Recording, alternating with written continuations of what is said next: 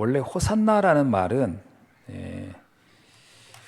우리를 구원하소서라는 말이거든요. 그러니까 그 예수님이 예루살렘에 입성할 때에 그때 그 백성들의 그 호소, 그 외침은 예수님을 정확한 구원자로 인식하고 한 것은 사실 아닙니다. 그냥 그들은 어떤 굉장한 정치적 메시아라고 생각하고 그렇게 생각을 했던 거지만, 그러나 결국 그들은 자기 뜻도 모르고 외쳤지만 그 의미는 성취된 거예요. 진짜 메시아가 온 거니까요.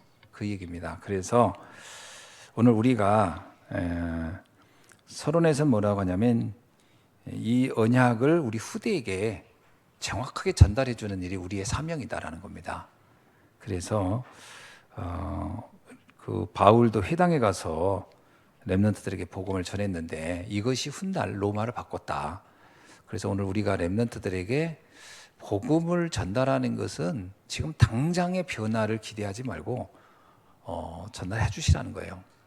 우리가 제일 많이 속는 게, 오늘 또 그 다락방 현장에서 그런 질문을 하더라고요. 저한테 거기 그 같이 양육하는데 다시 끝나고 나서, 목사님,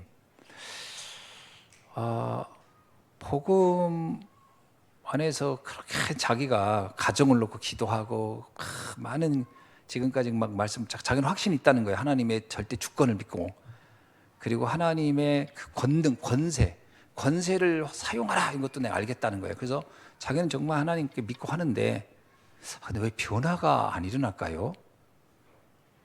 변화가 왜 안 일어날까요? 그러면서 변화 안 일어난 이유가, 하나님의 시간표가 안 된 겁니까? 아니면 내 믿음이 약한 겁니까? 아니면 하나님이 뜻이 아닙니까? 셋 중에 뭡니까? 하고 묻더라고요. 여러분 뭐라고 생각하세요?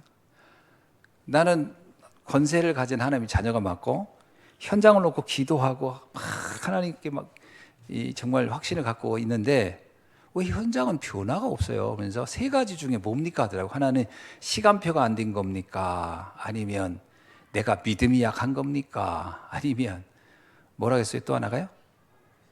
하나님 뜻이 아닙니까? 변화를 안 시키겠다는 겁니까? 하나님이 도대체 뭡니까? 라고 나한테 묻더라고요. 제가 뭐라고 여러분 뭐라고 생각하세요? 네? 모르겠어요? 변화는 안 돼요. 그랬더니 내가 물었어요. 그럼 뭐라고 생각하십니까? 했더니 자기도 잘 모르겠대요. 여러분, 아마 가장 많이, 내가 아까 우리 랩런트한테 물어봤어요. 이렇게 세 가지 질문을 하더라. 너는 어떻게 생각했더니 시간표가 안 된 거 아닐까요? 이게 제일 많이 그 얘기. 혹시 여러분도 그 생각했는지 모르겠어요. 제가 그랬어요.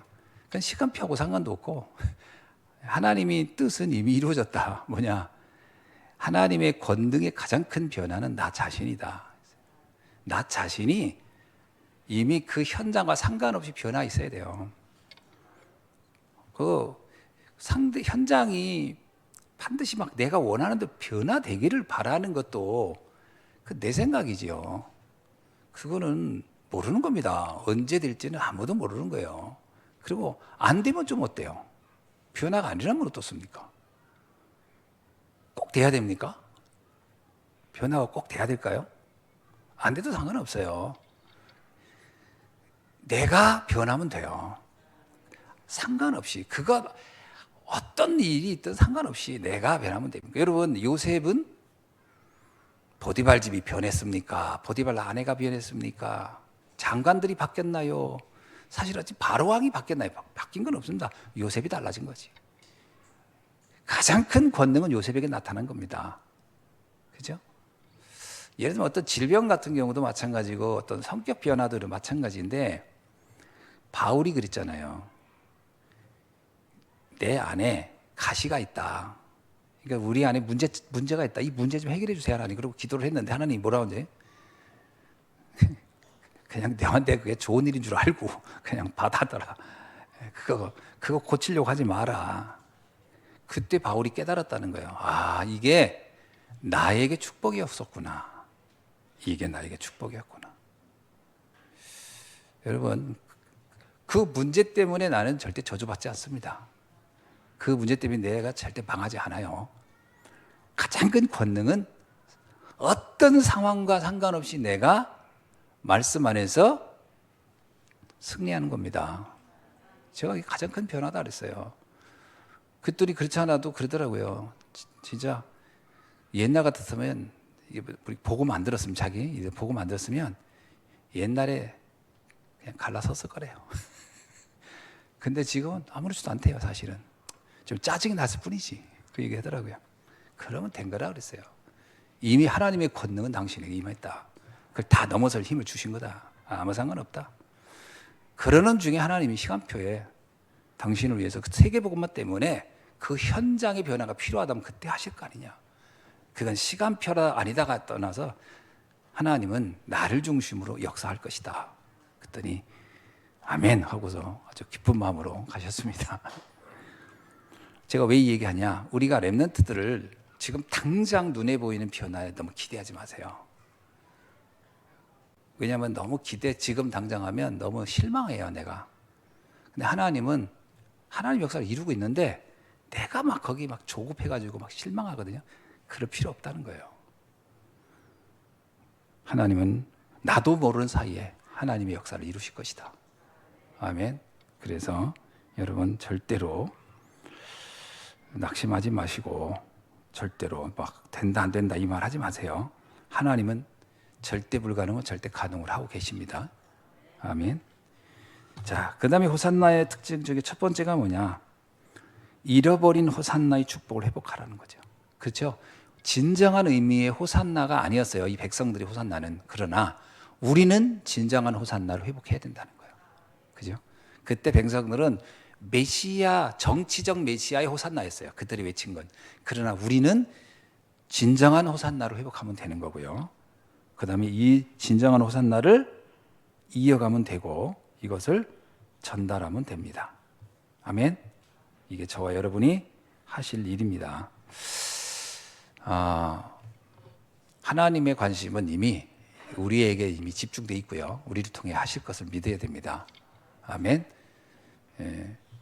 요게벳에게 임했던 하나님의 언약이 언제 성취된 거죠? 요게벳에게 임했던 하나님이 주신 언약이 얼마 만에 성취된 거죠? 80년 만에. 그러니까 우리는 생각에 야 80년 기다려가 내가 늙어 죽겠다. 아무 상관없습니다. 로마는 313년 만에 후에 바뀌었어요. 그러니까 여러분 생각에 우리 가문이 나로 인하여 달라질 것이다. 뭐 우리 때 바뀌어도 되고 우리 다음 세대 바뀌어도 되고 상관없습니다. 하나님은 하실 겁니다. 이게 호산나의 능력이에요. 그래서 너무 지금 당장 눈에 보이는 변화에 너무 연연하면 실망하게 되고 상처받게 되고 속게 돼요. 그래서 마지막에 그 얘기 하잖아요. 속지 말라고요. 그죠? 마지막에 절대 속지 말아라. 그래서 언약 속에 들어와 있는데 제일 어려웠던 집이 최고 증인의 가정이 되었다. 속지 마라. 하나님은 역사하고 계시다는 거예요. 사실은 내가 안 속고 있으면 역사는 진행되고 있는 겁니다. 무슨 말인지 아세요? 잘 따라보세요. 내가 속지 않으면 하나님의 역사는 진행되고 있는 것이다. 근데 내가 속으면요, 하나님의 역사도 사실 거기에 잠시 머무르게 돼요. 그러니까 내가 속지 않으셔야 돼요. 그렇죠? 하나님은 나의 상태를 놓고 하나님의 시간표를 돌리고 있을 거라고 보면 돼요. 속지 마시기 바랍니다. 그래서 세계복음화를 놓고 하나님은 지금 저와 여러분을, 우리 교회를 이끌어가고 있어요. 그건 분명한 겁니다.